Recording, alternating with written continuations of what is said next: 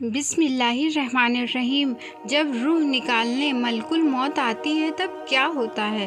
روح آسمان سے آتی ہے اور جسم زمین پر بنتا ہے، اور 4 مہینے بعد اللہ روح اور جسم کو آپس میں جوڑ دیتا ہے۔ زندگی متحرک ہو جاتی ہے، روح کے ساتھ زندگی کی وقار رہتی ہے۔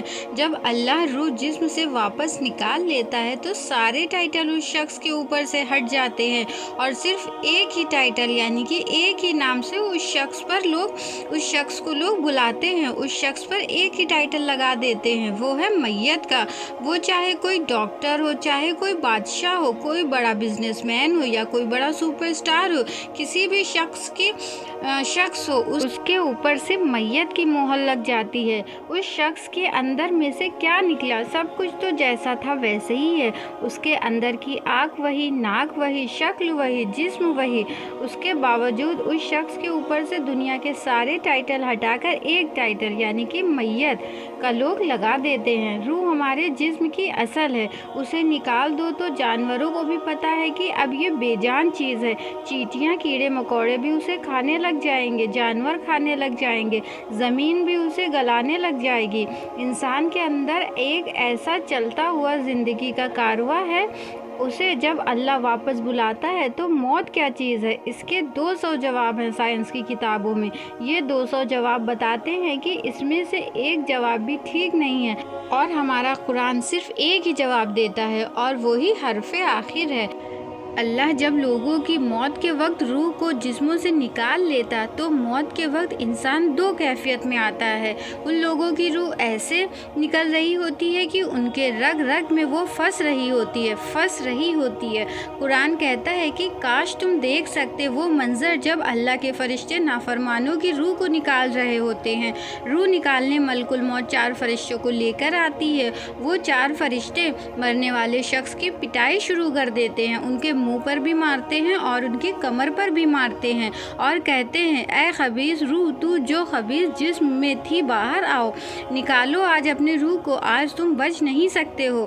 وہ پیچھے ہٹنا چاہتے ہیں، مجھے واپس کر دیں تھوڑی دیر کے لیے، اب میں پورا ٹھیک سے مسلمان بن کر چلوں گا۔ تو اس کے جواب میں ملک الموت کہتا ہے تیار ہو جاؤ خوفناک عذاب کے لیے، اور کھولتے پانی کے لیے، کانٹے دار جھاڑی کے لیے، بے شمار عذاب کے لیے۔ اس کی روح کو جب کھینچتے ہیں تو رگ رگ سے وہ کٹ کٹ کر نکلتی ہے، تو اس وقت کا درد ساری دنیا کے درد پر حاوی ہے۔ پھر اس کی روح کو لے کر فرشتے آسمان پر جب چلتے ہیں تو آسمان کے دروازے پر جب پہنچتے ہیں تو اندر سے فرشتے پوچھتے ہیں کون ہے؟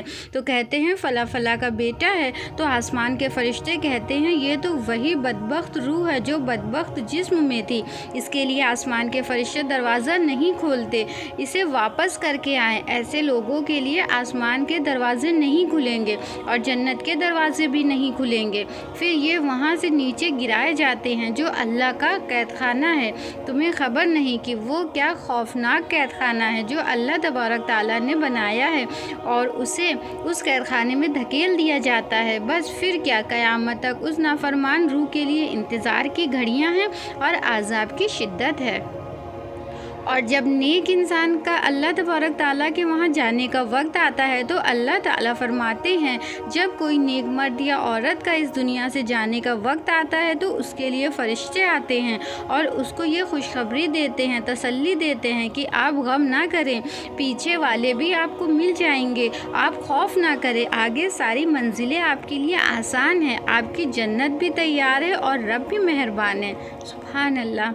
حدیث پاک میں آتا ہے جب ملک الموت نیک لوگوں کی روح نکالنے آتی ہے تو ملک الموت اپنے 4 فرشتوں کو ساتھ لے کر آتے ہیں۔ وہ چاروں فرشتے اس مرنے والے کو سہلاتے ہیں، دباتے ہیں کہ موت کا درد اسے محسوس نہ ہو، اور ملک الموت فرماتے ہیں نیک روح جو نیک جسم میں تھی باہر آؤ، آپ کے لیے بشارت ہو، آپ کی جنت تیار ہو چکی ہے اور وہاں کی ساری نعمتیں آپ کے لیے میسر ہو چکی ہیں، اللہ آپ پر راضی ہو چکا چکا ہے اور اللہ آپ سے خوش ہو چکے ہیں۔ اس کے بعد اس کی روح کو نکالا جاتا ہے تو سارے فرشتے اس کو استقبال کے لیے آسمان پر لے جاتے ہیں۔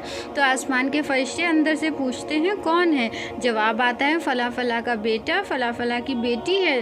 تو آسمان کے فرشتے کہتے ہیں یہ تو نیک روح ہے جو نیک جسم میں تھی، اس کا ہم سب استقبال کرتے ہیں۔ اور ایک دم سے آسمان کے دروازے کھلتے ہیں، پھر دوسرا دروازہ کھلتا ہے، پھر تیسرا، چوتھا، پانچواں، چھٹا، ساتواں۔ آسمان کے ساتوں دروازے اس کے لیے کھول دیے جاتے ہیں اور سارے دروازے پار کرتے ہوئے اللہ کے عرش کے نیچے مرد ہو یا عورت وہاں جا کر سجدے میں سر رکھتا ہے۔ پھر اللہ تبارک تعالیٰ فرماتے ہیں ہاں اس نے ہمیں خوش کیا، ہم بھی اس سے خوش ہیں۔ سبحان اللہ۔ تو اس طرح سے یہ دو موتیں ہر انسان دیکھتا ہے، وہ جنت کے فرشتے کا استقبال بھی دیکھتا ہے اور جہنم کے فرشتے کی مار اور پٹائی کو بھی سہتا ہے۔